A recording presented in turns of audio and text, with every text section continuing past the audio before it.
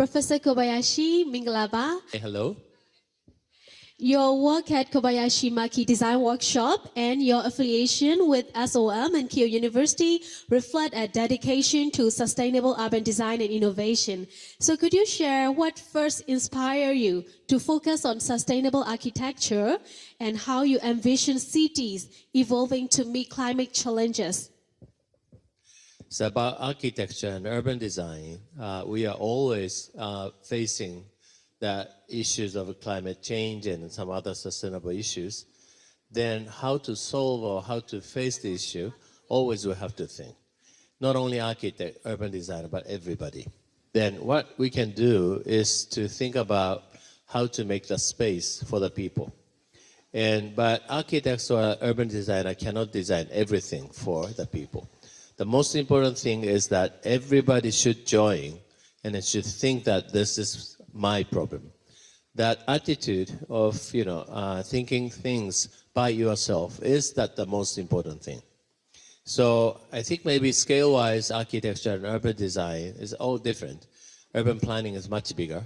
But then what we can do is really think about your own life and then daily life. So how to spend your time and then how to think about climate change by yourself. That's the thing. What we have to do. Thank you very much for your answer. My question is that as someone actively shaping sustainable urban planning, so what are your impressions of WUF12, World Urban Forum 12? What are your impressions? This is my first time to join this forum.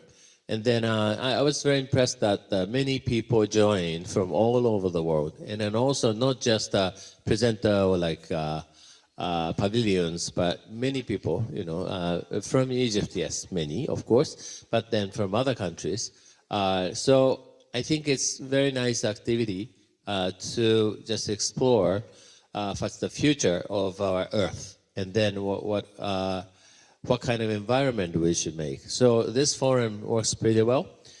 But at the same time, it's a lot of things happening, and it's so difficult to understand what's going on here.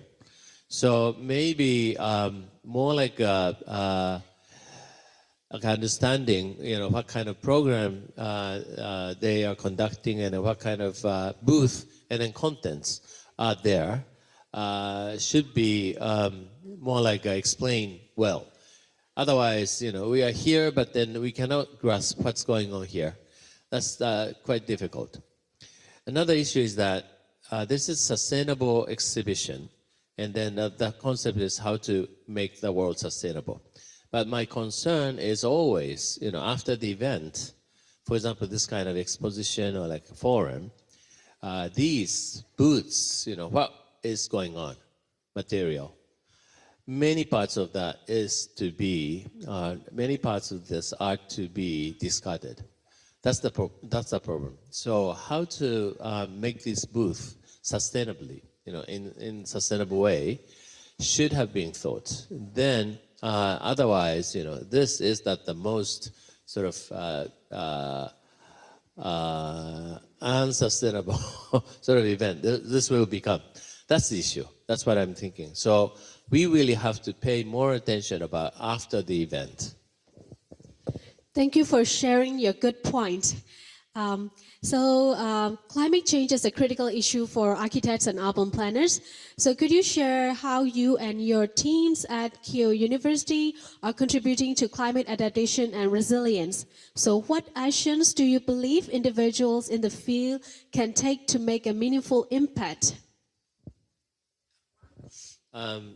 Our activity in Keio University Kobayashi Laboratory, or like a KMDW or Veneer House company, we are basically focusing on how to let people involved in the activities for the sustainable and architectural a design and build. And so again, the issue is that big issue, of course, we have to really think. And then the sustainable society, sustainable earth, it's a big issue, right? But at the same time, we by ourselves have to really recognize we are the member of the earth. And then how we behave in the earth is the most important thing. So bigger thing, yes, we have to know. And then we have to really foresee the future in good way. But at the same time, we have to really pay a lot of attention to our daily life. And so our personal daily life is that sort of essence of the sustainable society. So always we have to pay a lot of attention to ourselves. It's a fantastic work. Thank you for that. And Professor Kobayashi, as we wrap up, so would you like to share any messages or advice for our network, Myanmar Climate Action Network? Yes. First of all, thank you very much for having me. This is a wonderful booth and a wonderful people and a wonderful activity.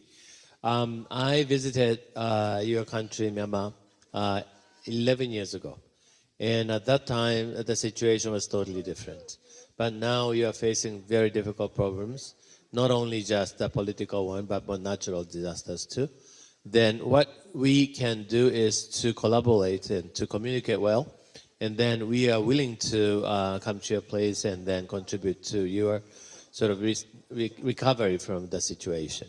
And what we can do, of course, our lab or like myself, is very limited. But what we should do is, again, one by one. So even like one person has to have the meaning, has to have the sort of action towards the direction to solve the issues. So this booth is really inspiring, and it's very important for me too. Thank you very much for having me.